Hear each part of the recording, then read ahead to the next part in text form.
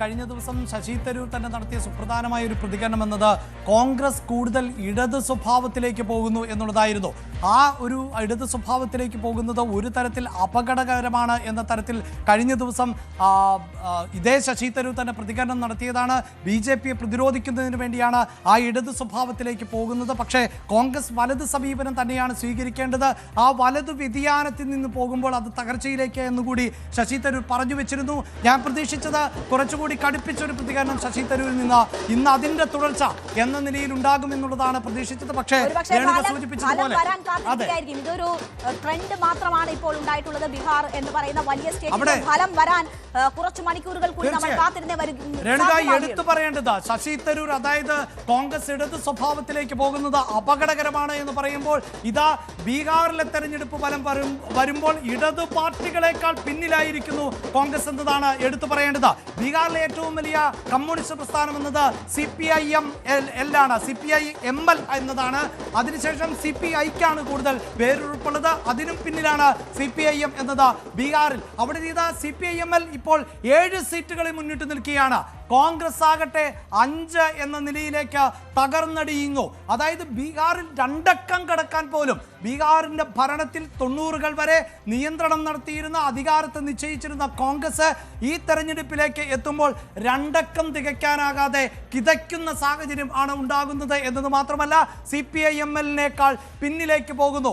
5 സീറ്റുകളിലേക്ക് ചുരുങ്ങിപ്പോയി കോൺഗ്രസ് എന്നതാണ്. 5 സീറ്റുകളിലേക്ക് പക്ഷേ അന്തിമ ഫലം വരുമ്പോൾ കോൺഗ്രസിന്റെ സ്ഥിതി ഇതിലും ദയനീയമാകുമോ എന്ന് കൂടി നമ്മൾ കാത്തിരുന്ന് കാണേണ്ടതുണ്ട്. എന്തായാലും പട്നയിൽ JDU ഓഫീസിൽ വലിയ രീതിയിലുള്ള ആഹ്ലാദ പ്രകടനം ഇപ്പോൾ നടക്കുകയാണ്. JDU ഓഫീസിൽ പ്രവർത്തകർ മധുരം വിതരണം ചെയ്തും പടക്കം പൊട്ടിച്ചുമൊക്കെ വലിയ രീതിയിൽ ആഹ്ലാദം പങ്കുവെക്കുന്ന ഒരു സാഹചര്യമുണ്ട്. ഇത് BJP നേതാവ് അനിൽ രാജ്ഭറിന്റെ ഇതുമായി ബന്ധപ്പെട്ടുള്ള പ്രതികരണം വരികയാണ്. നോക്കൂ, NDA മുന്നണിയിൽ എല്ലാ ഘടകകക്ഷികൾക്കും അവരുടെ നില മെച്ചപ്പെടുത്താൻ കഴിഞ്ഞു.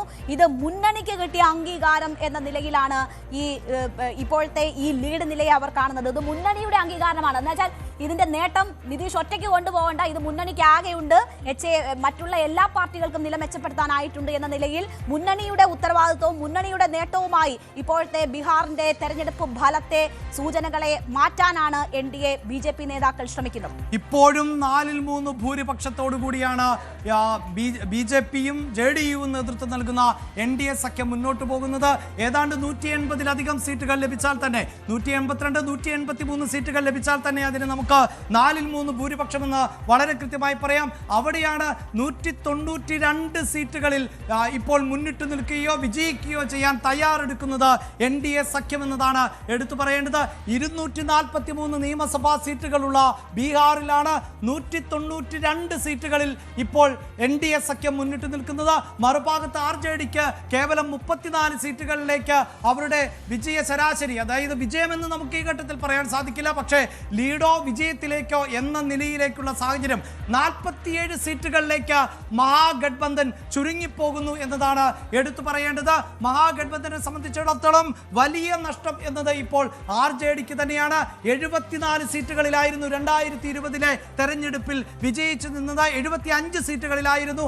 അങ്ങനെ ഏറ്റവും വലിയ ഒറ്റക്കക്ഷിയായിരുന്ന RJD 34 സീറ്റുകളിലേക്ക് ഒരു JDU ലീഡർ മനീഷ് വർമ്മയുടെ പ്രതികരണം പുറത്തുവിടുകയാണ്.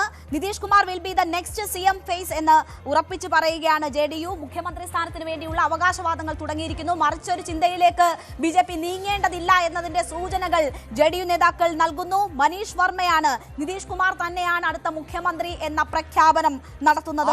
വലിയ തർക്കമൊന്നും നേരത്തെ ഉണ്ടായിരുന്നില്ല എന്ന് വേണം മനസ്സിലാക്കാൻ. കാരണം നമുക്ക് തന്നെ, അതായത് CNN ന്യൂസ് 18 ആഭ്യന്തരമന്ത്രി അമിത്ഷാ നൽകിയ അഭിമുഖത്തിൽ വളരെ കൃത്യമായി അമിത്ഷാ പറഞ്ഞിരുന്നു അടുത്ത മുഖ്യമന്ത്രി എന്നത് നിതീഷ് കുമാറാണ് എന്ന്. അമിത്ഷാ തന്നെയാണ് ചർച്ച തുടങ്ങി വെച്ചത്. അമിത്ഷാ തന്നെയാണ്. ആദ്യം തെരഞ്ഞെടുപ്പ് പ്രചരണ സമയത്ത് ആരാണ് മുഖ്യമന്ത്രി എന്ന് ചോദിക്കുമ്പോൾ മൗനം പാലിച്ച് റിസൾട്ട് വരട്ടെ എന്ന് പറഞ്ഞ് ഈ ചർച്ച സജീവമാക്കി നിർത്തിയത് അമിത്ഷായാണ് എന്ന കാര്യത്തിൽ സംശയമില്ല. തെരഞ്ഞെടുപ്പ് ചർച്ചകളുടെ ഘട്ടത്തിലായിരുന്നു. അത് ഞാൻ പ്രേക്ഷകരോട് നേരത്തെ സൂചിപ്പിച്ചു കഴിഞ്ഞു. അതായത് തെരഞ്ഞെടുപ്പ് ചർച്ചകൾ ആരംഭിച്ച ഘട്ടത്തിൽ നിതീഷ് കുമാർ ചിത്രത്തിലേ ഉണ്ടായിരുന്നില്ല, മാധ്യമങ്ങളോട് പ്രതികരിക്കുന്നുണ്ടായിരുന്നില്ല, പൊതുവേദികളിൽ പ്രത്യക്ഷപ്പെടുന്നുണ്ടായിരുന്നില്ല. ആ ഘട്ടത്തിലൊക്കെ ആരോഗ്യ പ്രശ്നങ്ങൾ അതിരൂക്ഷമായി നിതീഷ് കുമാറിനെ അലട്ടുന്നുണ്ടോ, 74-കാരനായ നിതീഷ് കുമാറിനെ ഇനി മുഖ്യമന്ത്രി കസേരയിൽ ഇരുന്ന് അധികാര ചക്രത്തെ തിരിക്കാൻ സാധിക്കുമോ എന്ന സംശയമൊക്കെ നിലനിന്നിരുന്ന സാഹചര്യമാണ്. പക്ഷേ പിന്നീട് റിയൽ ക്യാപ്റ്റനെയാണ് നമ്മൾ ബീഹാറിൽ കണ്ടത്.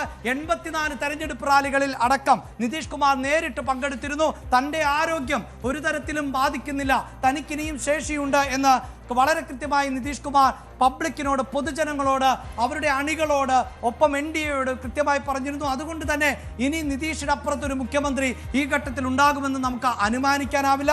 കാരണം രേണുക, ഇവിടെ രാഷ്ട്രീയം എന്നത് വളരെ പ്രധാനപ്പെട്ടതാണ്. ഈ ബീഹാർ രാഷ്ട്രീയം നിർണ്ണയിക്കുന്നത് ദേശീയ രാഷ്ട്രീയത്തെ കൂടിയാണ്.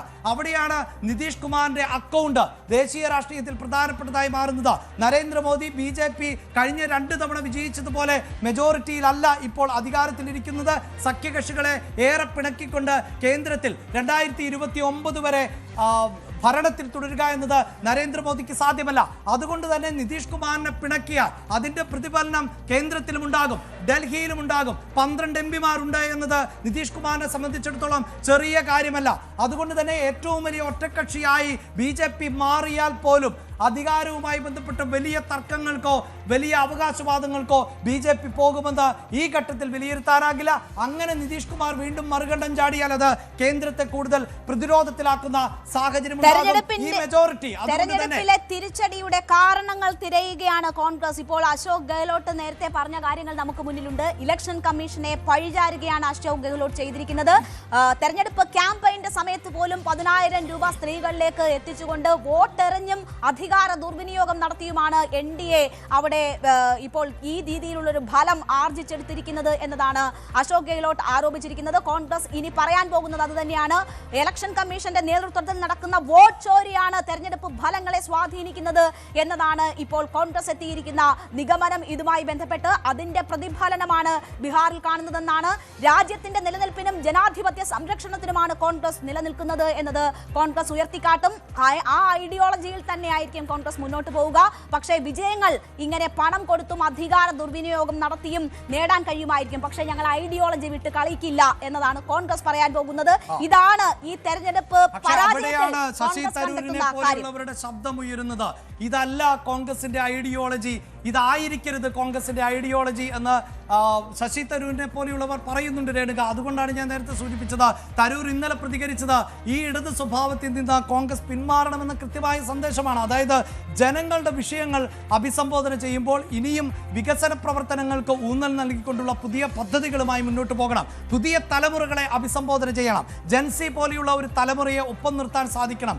അങ്ങനെ തലമുറ മാറ്റത്തെ കോൺഗ്രസ് ഉൾക്കൊള്ളണം. അതിനപ്പുറത്ത് ചില പിന്തിരിപ്പൻ നയങ്ങളുമായി മുന്നോട്ട് പോയാൽ ഇനി രാഷ്ട്രീയത്തിൽ ഭാവി ഉണ്ടാകില്ല എന്നാണ് വളരെ കൃത്യമായി ശശി തരൂർ പറഞ്ഞു വെക്കുന്നത്. ഇടതുപക്ഷ ചിന്താഗതിയെ അദ്ദേഹം തള്ളിക്കളയുകയല്ല, അത് പക്ഷേ പുതിയ കാലഘട്ടത്തിന് നിരക്കുന്ന തരത്തിലേക്ക് പരിവർത്തനം ചെയ്യണം എന്നാണ് വളരെ കൃത്യമായി ശശി തരൂർ പറയുന്നത്. ഒരു പക്ഷേ ശശി തരൂർ പറഞ്ഞ ഈ കാര്യങ്ങൾ വരും ദിവസങ്ങളിൽ കോൺഗ്രസിനകത്ത് സജീവ ചർച്ചയാകാം. അതായത് പിന്നോക്കം നിൽക്കുന്ന രാജ്യത്തെ സംസ്ഥാനങ്ങളിലടക്കം കോൺഗ്രസിന് അവിടുത്തെ ജനങ്ങളുടെ വിശ്വാസം ആർജിക്കാൻ സാധിക്കുന്നില്ല. കേന്ദ്രം പലപ്പോഴായി ആനുകൂല്യങ്ങൾ നൽകുന്നില്ല എന്നൊക്കെയുള്ള വിമർശനങ്ങൾ ഉന്നയിക്കുമ്പോൾ പോലും ഇരട്ട എഞ്ചിനുകളോടാണ് സംസ്ഥാനത്തെ ജനങ്ങൾക്കും താല്പര്യമെന്ന് ഈ സർക്കാർ വീണ്ടും അധികാരത്തിൽ വരുമ്പോൾ തെളിയിക്കപ്പെടാൻ പോകുന്നു.